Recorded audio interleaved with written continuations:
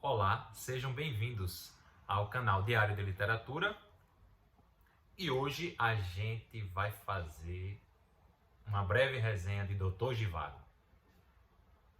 Vamos lá. Inicialmente eu me interessei por esse livro não porque esta obra foi o Nobel da Literatura em 1958 e pelo rebuliço que ele causou na Rússia e só podendo voltar a transitar, a ser publicado no território russo em 1989. Não, é porque me agrada muito histórias com médicos, com o dia a dia da medicina, como A Cidadela, por exemplo, do Cronin. Mas o que é que acontece com esse livro? O personagem protagonista é médico, porém as histórias não versam sobre o dia a dia do médico, e sim um contexto histórico da Rússia entre Primeira e Segunda Guerra Mundial, basicamente quando estourou a Revolução Bolchevista.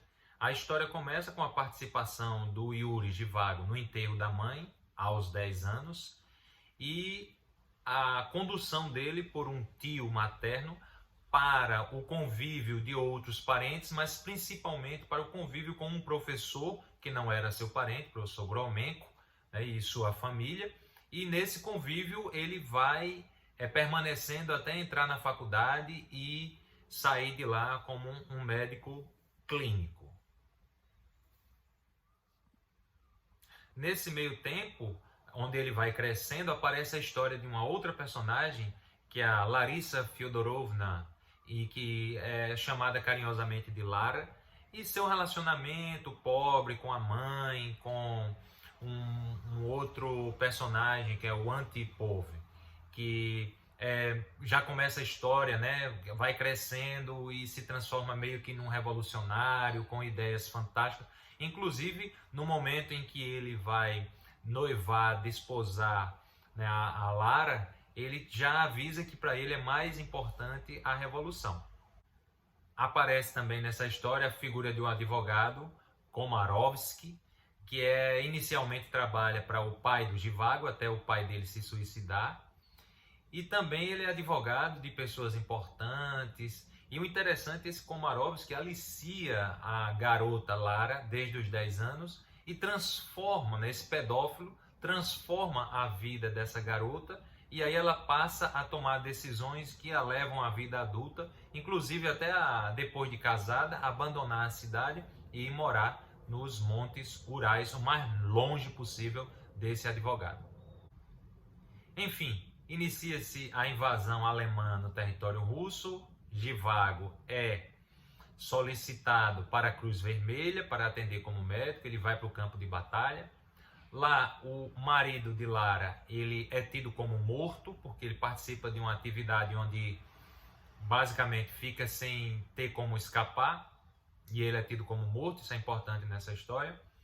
E Lara sai então da sua terra natal e vai em busca das informações desse marido. Ela faz um curso básico de enfermagem e vai ser enfermeira no campo de batalha, onde ela finalmente ela encontra Zhivago e eles começam a trabalhar juntos. E é onde Zhivago já é casado, já tem um filho, ele se casa com a irmã, digamos, adotiva, onde ele que é o adotivo, casa com Tônia, mas na guerra ele conhece a Lara Antipova. É nesse cenário de guerra contra os alemães que se instala a Revolução Bolchevista, ou seja, essa revolução que levou à criação de um outro exército, chamado Exército Vermelho, e que esse exército começou a lutar com o Exército Branco, que era aquele que defendia o czar da Rússia. Basicamente, o livro é mostrado como se o Exército Vermelho, o ideal dele era defender o povo, e o Exército Branco defender os ricos, a burguesia, o czar, a manutenção. E é nesse emaranhado de coisas em que o Zhivago está morando em Moscou, as coisas modificam muito, assim, a casa dele é dividida para várias famílias, ele é partidário à Revolução Bolchevista, mas aí ele começa a passar fome, necessidade, isso vai induzindo a família Zhivago a fazer reflexões sobre o movimento, e ele então é aconselhado pelo seu meio-irmão, também Zhivago, né, filho de outra família, a sair dali, porque em Moscou ele não vai ficar bem, e aí ele vai para Varikino, que é uma cidade do interior, vai viver do campo, abandonar até a medicina, ser esquecido, para continuar a sua vida, pelo menos com dignidade, pelo menos para ter o que comer. Então Zhivago faz uma viagem de trem, inicialmente ia para a cidade maior chamada Yuriatin, mas o seu destino era Varikino, e ele finalmente, depois de muitos sofrimentos e paradas e fome e tal, ele consegue chegar a Varikino, se instala numa casinha e vai viver da vida ali fora da medicina, conforme ele planejou. Entretanto, um conhecimento maior está em Yuriatin.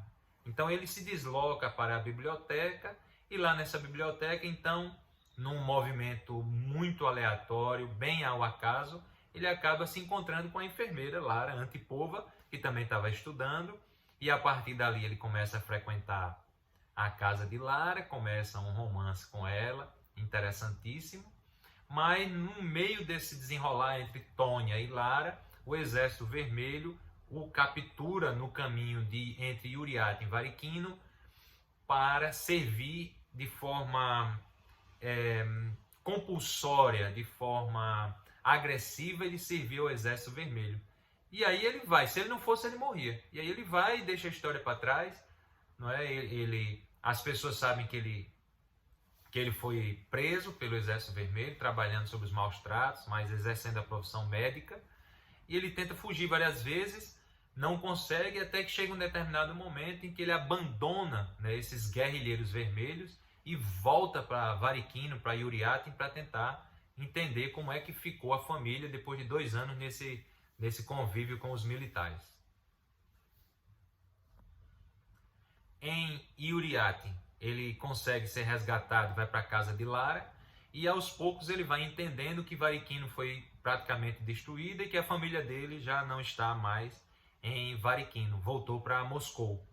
E lá em Moscou, essa família acaba se exilando em Paris, e ele fica lutando para recuperar essa família e vai fazendo todo o possível. Lara vai ajudando na medida do possível, mas chega um determinado momento em que a revolução se instala completamente e algumas pessoas começam a ser perseguidas e mortas, como se fosse uma queima de arquivo, e entre essa lista de perseguidos está tanto Lara, que acaba sendo a esposa de um grande guerrilheiro, que é tido como morto no começo, mas que depois assume um posto de guerrilha, e do próprio Zhivago, que participa do Exército Vermelho, mas é um desertor, foge, e ele é procurado por essa deserção.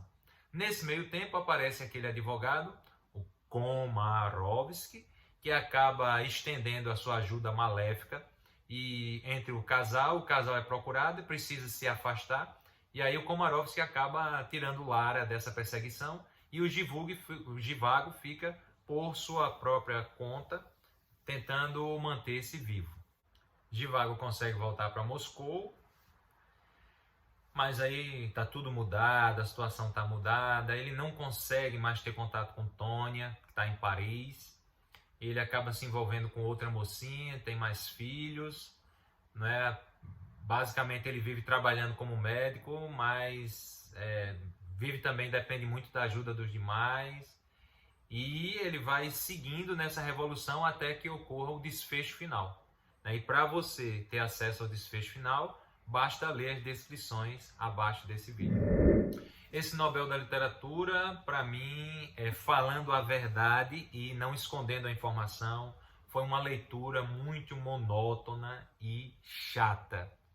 Muito para ter assim mais sabor. Ao terminar a leitura desse livro, eu preferi assistir ao filme em 1965 lançado, e que foi com Omar Sharif, com a atuação brilhante como Zhivago, e enfim, esse contexto, esse apelo à descrição da sociedade, do panorama da natureza, acaba que deixando o romance mais lento. As ações não são seguidas, assim como eu falei nesse vídeo. Elas são muito demoradas, essa versão tem 709 páginas e você fica meio que desestimulado de tanta informação social, de tanta informação relacionada à história da Rússia. Então, eu tive dificuldade sim para chegar ao final desse livro. Não sei se o objetivo do Boris, o autor, era mostrar essa perda da sensibilidade do povo russo após a Revolução, mas o que aparece no livro é que as pessoas meio que vão perdendo a sua sensibilidade e vão se tornando mais frias umas com as outras, e a vida fica meio que indiferente, e que quem serviu a Revolução, na sequência, até perde sua vida, né? A estrutura social é reorganizada, ele não deixa transparecer que se essa organização é para o bem ou para o mal, mas me parece até que o livro é escrito sob um tom pessimista, né? Sobre um tom que mostra uma Rússia, digamos, transformada em algo sombrio, em algo menos elitizado, porém mais distante da sua literatura, dos seus poetas, dos seus escritores. Parece que é um ambiente menos saudável a quem nele se encontrou. Essa é uma foto do autor, você vê que na própria foto ele aparece como um homem sério, compenetrado, meio que utilizando uma roupa bem militar, e esse semblante mostra dele toda a preocupação dele, a tristeza, talvez um pouco de pessimismo e aquele olhar, né, compenetrado que a própria obra traz, né, esse olhar, essa cara do próprio escritor. Espero que você tenha gostado dessa pequena resenha, desses comentários. Se você for iniciar a literatura russa, eu não aconselho começar por esse livro, por essa obra. Acho que é uma obra muito séria, muito pessimista. Então, se você está buscando uma visão mais poética da Rússia, prefira outros autores, Gogol, autores clássicos, né?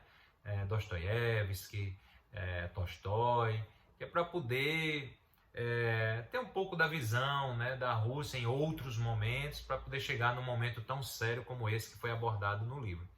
E, enfim, termino aqui essa resenha. A gente se encontra no nosso próximo livro, nosso próximo vídeo.